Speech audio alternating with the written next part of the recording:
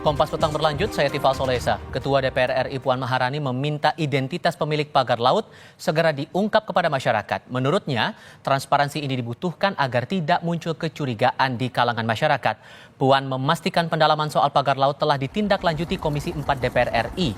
Namun ia meminta pengungkapan juga meliputi motif pemasangan pagar laut yang harus transparan agar tidak muncul kecurigaan di masyarakat. Puan menegaskan, laut adalah milik negara dan seluruh rakyat Indonesia.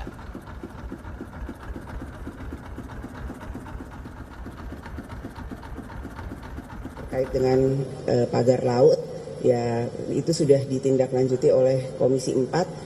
Laut adalah milik seluruh rakyat Indonesia, milik negara.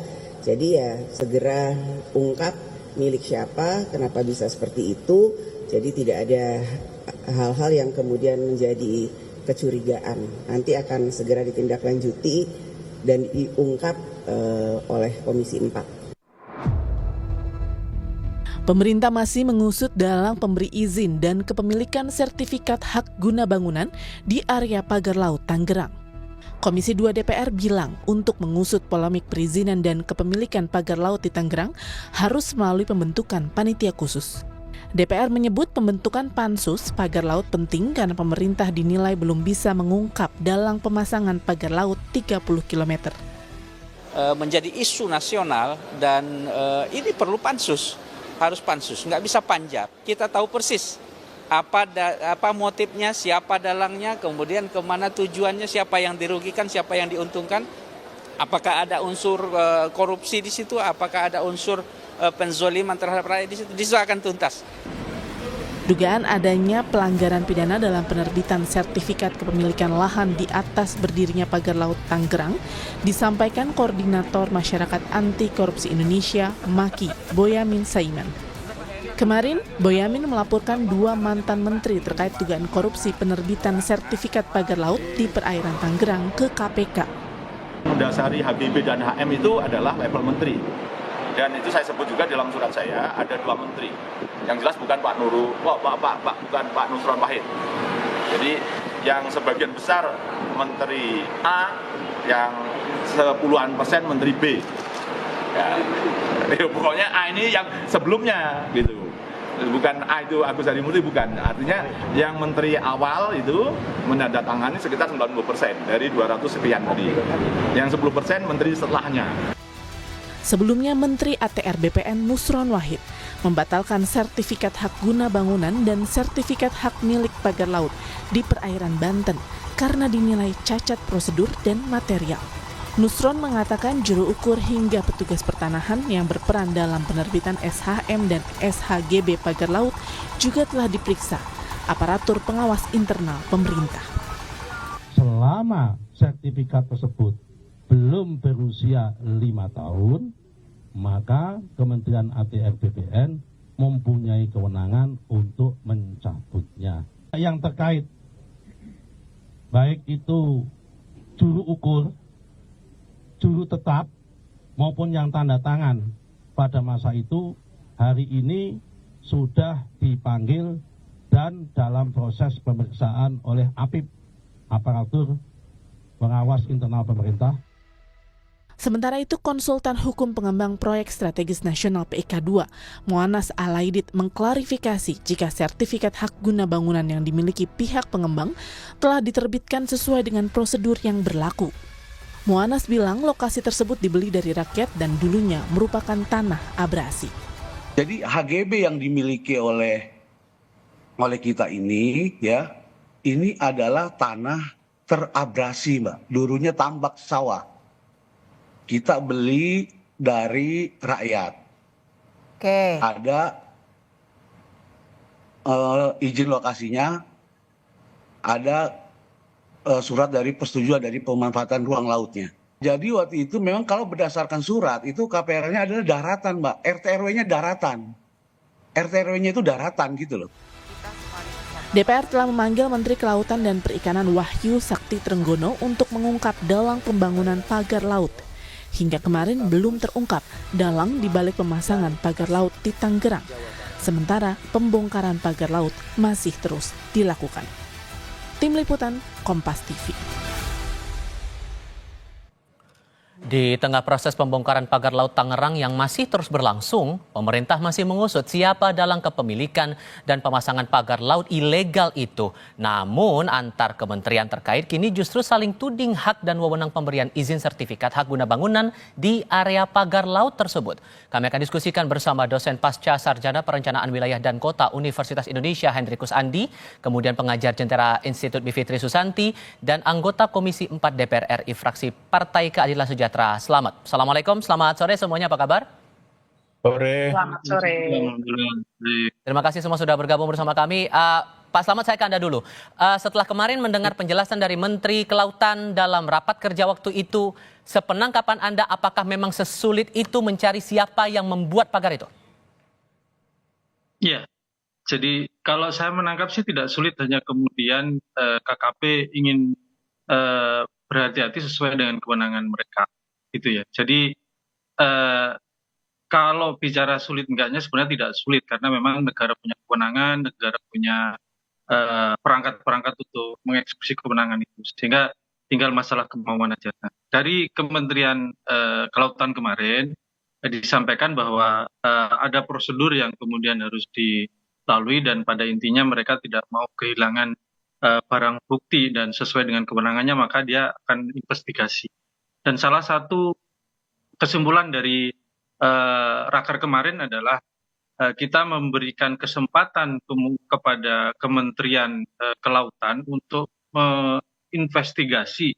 Ya kira-kira kita beri ruang, memang tidak disebut secara khusus waktunya, tetapi asumsi kita dua minggu kita akan panggil lagi untuk kemudian menyampaikan hasil investigasi lanjutan yang sudah dilakukan bersama dengan kementerian-kementerian yang lain. Seperti itu. Kalau Anda mendengar penjelasan dari Pak Treng waktu itu dalam rapat kerja, kesulitan-kesulitan yang dihadapi, kemudian keterangan-keterangan yang disampaikan oleh pihak-pihak yang diperiksa waktu itu oleh kementerian, cukup masuk akal tidak bahwa ini dibilang sulit?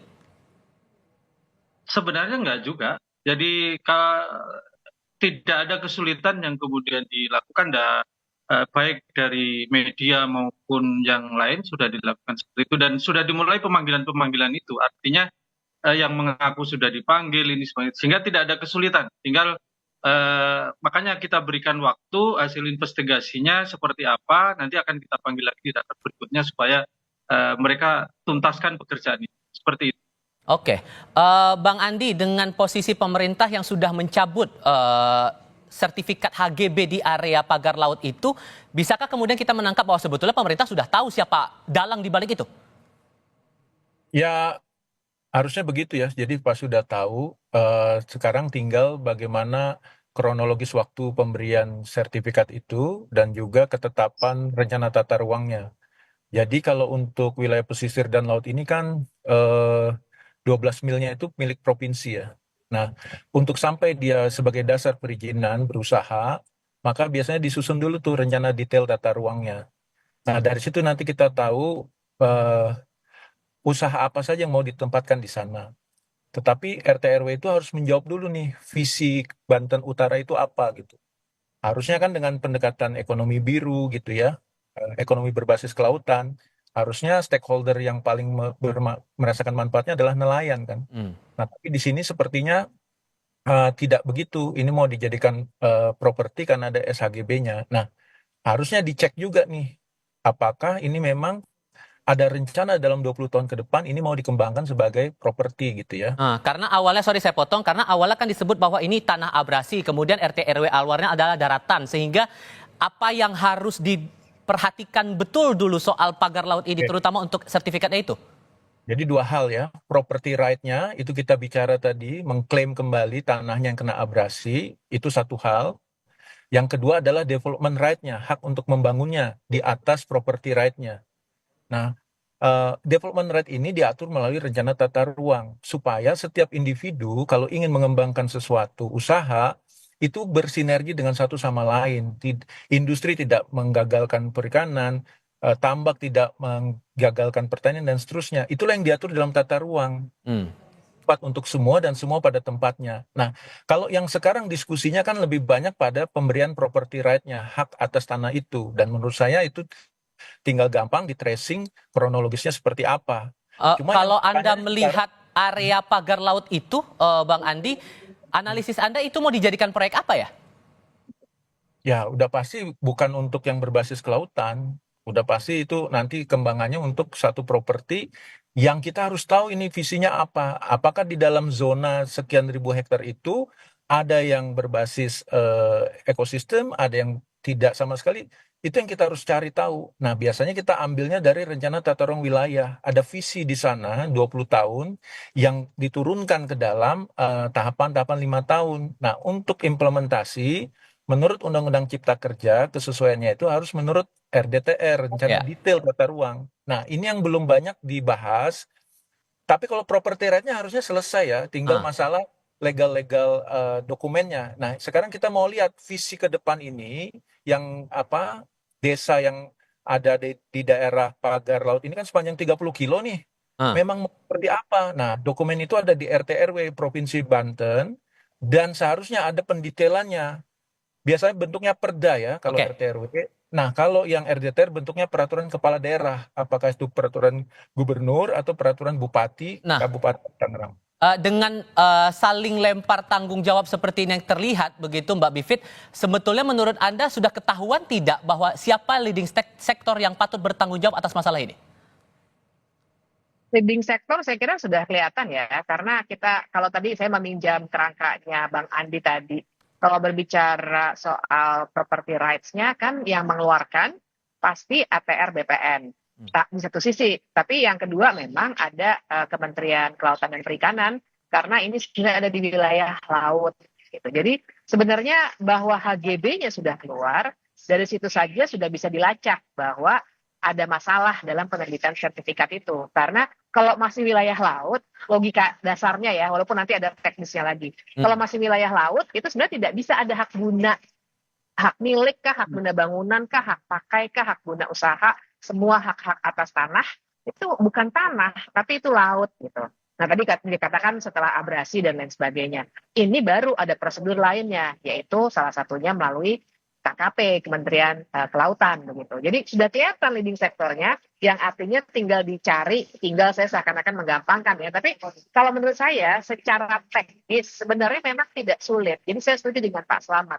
Yang jadi soal bukan di tingkatan teknis, tapi di tingkatan politik dan potensi-potensi korupsi yang mungkin saja ada di situ. Mungkin ya, makanya ini harus dilacak lebih jauh. Tapi secara administratif bahwa di sini terbukti ada pelanggaran di situ Mbak Bivit? Menurut saya ada pelanggaran karena sudah kelihatan. Jadi begini kan kita harus lihat peristiwanya itu rangkaiannya tidak hanya sertifikatnya, tapi bahwa kemudian sudah ada pagar laut itu saja. Kan pertanyaannya saya lagi-lagi pakai kerangkanya Bang Andi karena bagus sekali. Kemudian kita harus lihat soal right to development-nya itu apakah benar sudah bisa membangun pagar laut. Karena kita harus lihat ulang soal rencana-rencana apa alokasi yang harusnya digunakan untuk di wilayah itu ya tadi dengan RT RW dan lain sebagainya. Dan dari sini kita akan bisa melihat bahwa ada kekisruhan, saling tunjuk antara KKP, kemudian APR BPN, ada lagi TNI AL yang kemudian membongkar dan lain sebagainya. Ini sudah menunjukkan bahwa secara administratif prosesnya sudah bermasalah. Apalagi kita sekarang sudah tahu nih belakangan sudah terbuka bahwa para menteri APR BPN bilang, oh bukan pas zaman saya, dan seterusnya. Jadi secara administratif ada indikasi kesalahan, makanya saya setuju DPR mesti sebagai wakil rakyat membongkar ini sekalian. Membongkar itu termasuk juga ada suara dari rekan Anda, satu kader PKS juga nih Pak Slamet, untuk tampaknya perlu nih untuk dibuat pansus. Menurut Anda di Komisi 4 sudah se-urgent itu untuk membentuk pansus? Ya, jadi gini, kalau konsep pansus adalah untuk kemudian memang membantu bagaimana kemudian koordinasi antara kementerian dan lembaga yang hari ini memang sulit. Jadi kita akui bahwa koordinasi ini masih menjadi barang mahal antara kementerian dan lembaga di kita. Makanya pansus turun ini untuk mengurai itu. Itu kan terlihat bagaimana kemarin kemudian koordinasi antara Kementerian Kelautan, kemudian juga Angkatan Laut yang sebenarnya niatnya sama, tetapi belum ada koordinasi sehingga di publik tanda kutip muncul kegaduhan. Sehingga Memang kalau untuk mengurai ini, kita pansus ini menjadi satu hal perangkat DPR yang bisa dilakukan dalam rangka apa?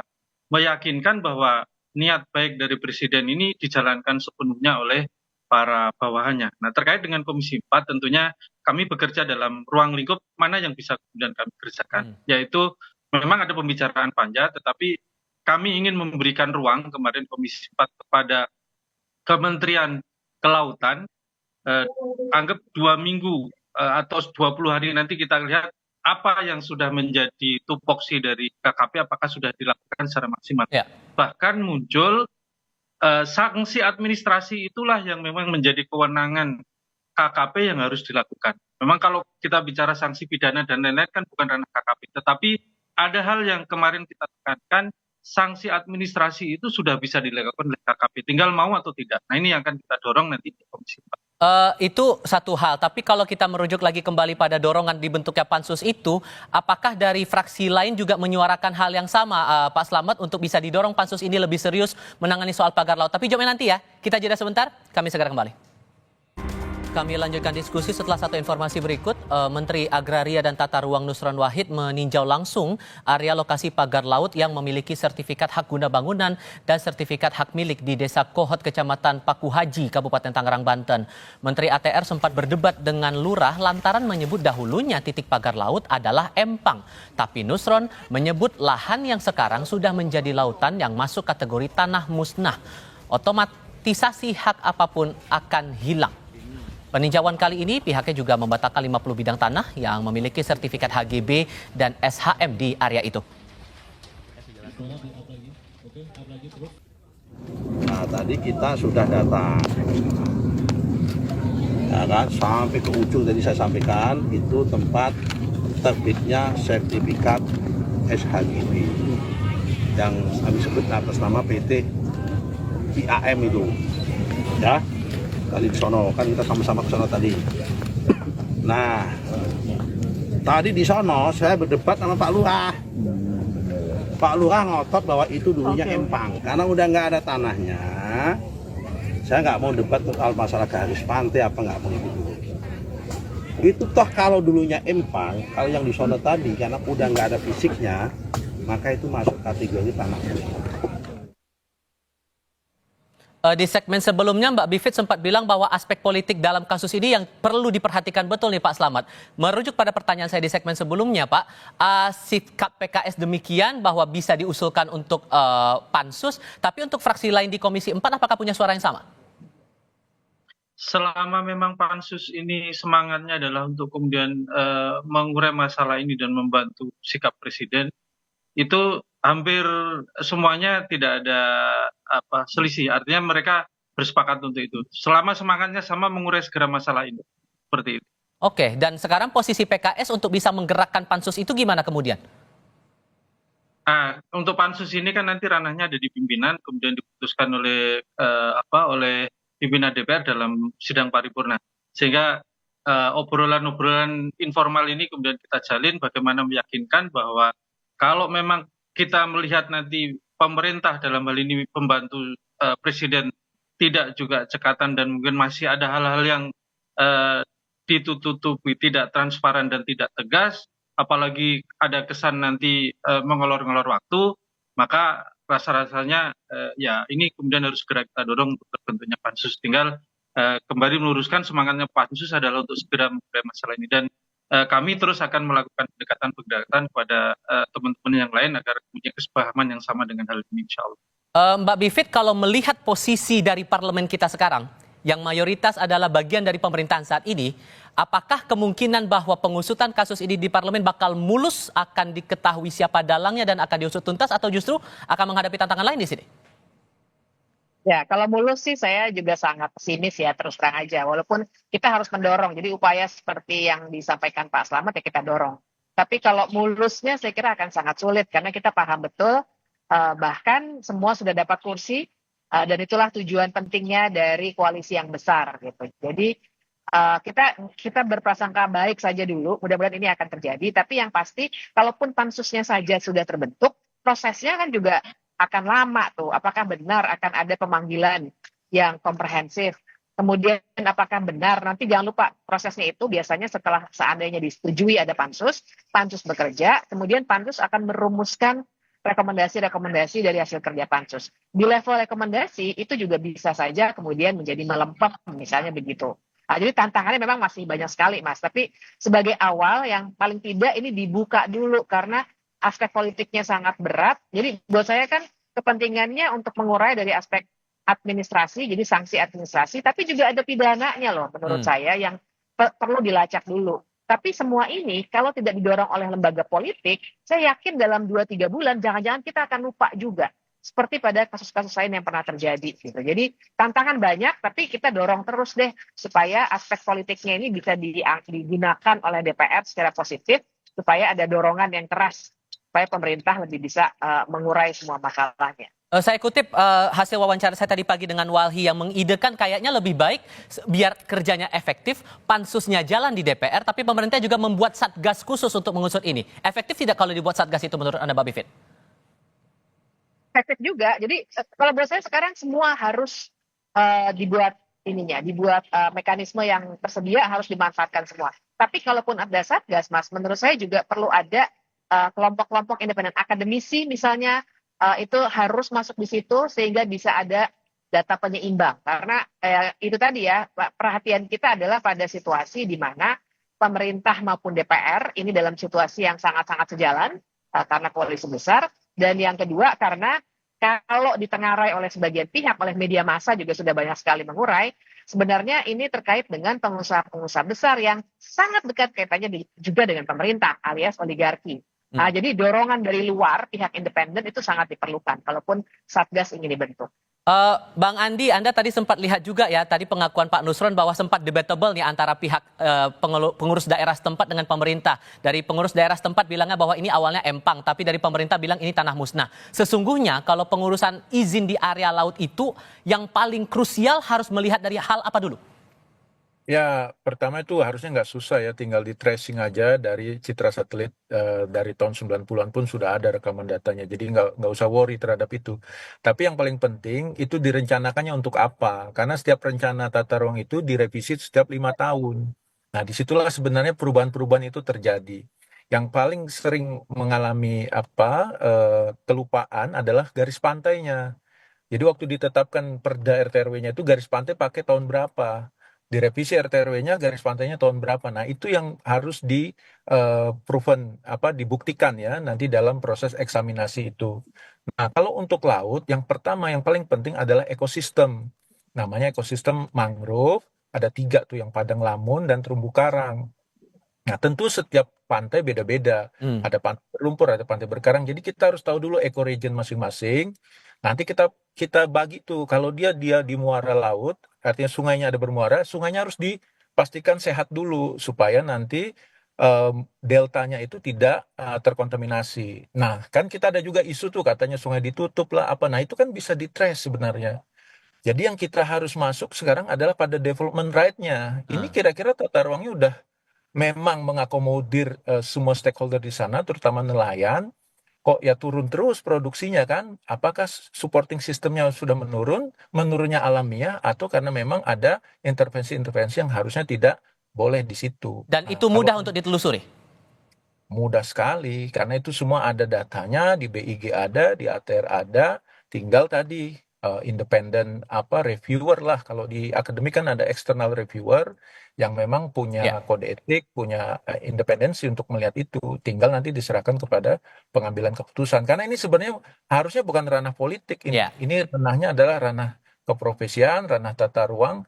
Tinggal bagaimana pemerintah dan DPR memanfaatkan informasi itu untuk mengambil corrective action apa nih. Gitu. Pada intinya kan banyak terjadi di berbagai tempat juga. Oke, pada intinya publik butuh jawaban pasti di balik hal ini. Bang Andi, Mbak Bivit, Pak Slamet, terima kasih banyak sudah mau berdiskusi bersama kami. Assalamualaikum, selamat sore semuanya.